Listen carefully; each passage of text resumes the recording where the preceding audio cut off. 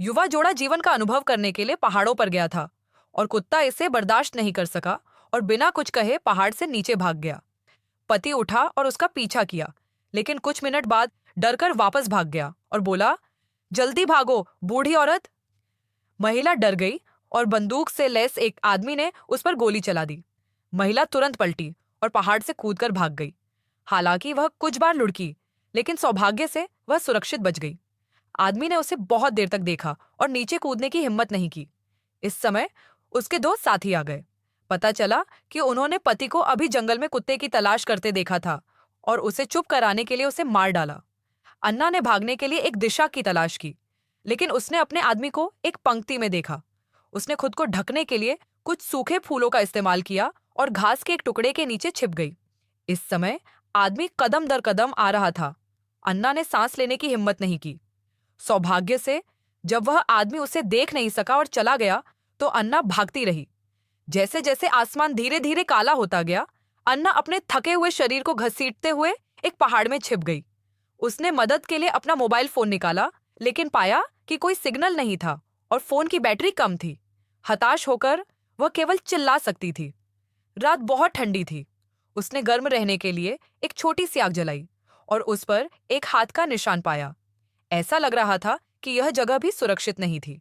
वह हैरान और डरी हुई थी। क्या वह फिर भी बच सकती थी? अपने निर्दोष पति की हत्या के बारे में सोचते हुए अन्ना ने जवाबी कार्रवाई करने का निर्णय लिया। अगले दिन अन्ना उस पहाड़ी पर आई जहां वह पहले गई थी और उसने देखा कि एक बुरा आदमी उसके पति के शरीर को घसीट रहा था। जब वह दुष्ट व्यक्ति गैसोलीन जलाने पर गर्व महसूस कर रहा था, तभी अन्ना ने तेजी से आगे बढ़कर उसकी गर्दन पकड़ी और गुस्से में उसका गला दबा दिया और जान से मारने की पूरी कोशिश की, जिससे दुष्ट व्यक्ति की मौत हो गई। लेकिन तभी अन्य दो बुरे लोग वापस आ गए।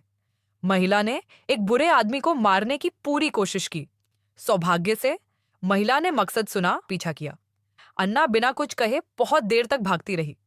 वहां केवल एक जीर्ण शीर्ण लकड़ी का घर था। हताशा में वह केवल लकड़ी के घर में एक द्वीप के बारे में सोच सकती थी। वह बिना किसी हिचकिचाहट के अंदर चली गई। इस समय दो बुरे लोग वहां आ पहुंचे। दाढ़ी वाला आदमी अंदर गया और एक रास्ता ढूंढा। अंदर बहुत अंधेरा था, इसीलिए वह अंदर जाने की हिम्मत नहीं कर पाया। इसलिए उसने कुछ गोलियां चलाईं। सौभाग्य से अन्ना पहले ही बहुत दूर रेंगकर जा चुकी थी। दाढ़ी वाले आदमी ने अपने साथियों से किनारे पर बाहर निकलने का रास्ता खोजने को कहा। साथियों ने बहुत देर तक तलाश की, लेकिन वह नहीं मिली, क्योंकि अन्ना पहले ही भाग चुकी थी। लेकिन अन्ना इस समय बहुत बुरी हालत में थी। उसे भूख लगी थी, लेकिन वह बिना किसी उद्देश्य के आगे बढ़ सकती थी। वह उत्साह से भागी और उसके सामने एक खाली तंबू देखा। उसे कुछ लंच बॉक्स मिले, लेकिन वे खाली थे। अन्ना को दुख हुआ। अगर वह इसी तरह चलती रही तो उसे मार दिया जाएगा या भूख से मर जाएगी। हताशा में वह केवल आगे ही बढ़ती रही। जैसे जैसे सूरज ढल रहा था, उसे बहते पानी की आवाज सुनाई दे रही थी। अन्ना पागलों की तरह भागी।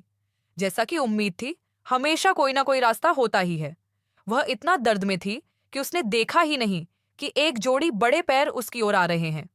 जब अन्ना ने ऊपर देखा तो उसे एहसास हुआ कि यह दाढ़ी वाला आदमी था जिसने उसके पति को मार डाला था।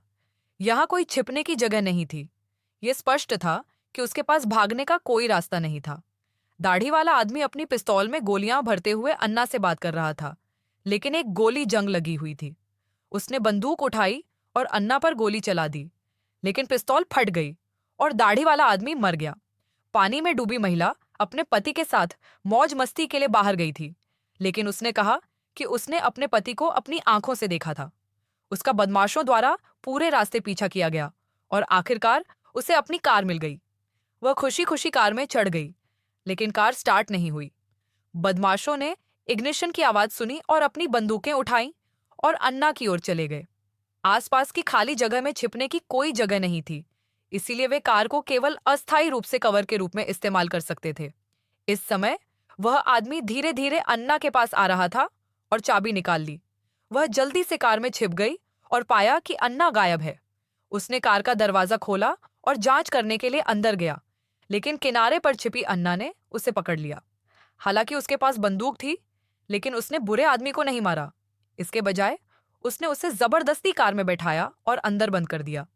फिर उसने कार से गैसोलीन बहता देखा और चुपचाप एक लाइटर निकाल लिया।